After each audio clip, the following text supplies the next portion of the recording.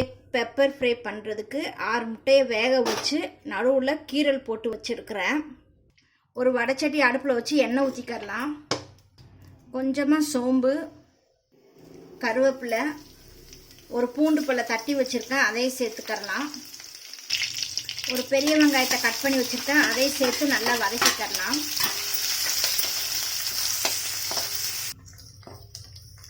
வெங்காயம் நல்லா கோல்டன் ப்ரௌனாக வதங்கிருச்சு. இப்போ கொஞ்சம் மஞ்சத்தூள், 1 டீஸ்பூன் மிளகாய்த்தூள், 1 டீஸ்பூன் கறி மசாலாத்தூள், அதையும் எண்ணெயிலே வதக்கிக்கிறணும்.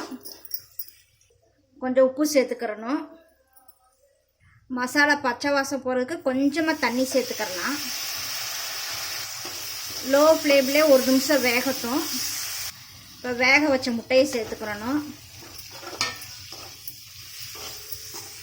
5 நிமிஷம் மூடி வச்சு வேக வச்சுக்கிறலாம். நல்லா வதங்கிருச்சு. இப்போ பெப்பரை போட்டு இறக்கி வச்சிடலாம்.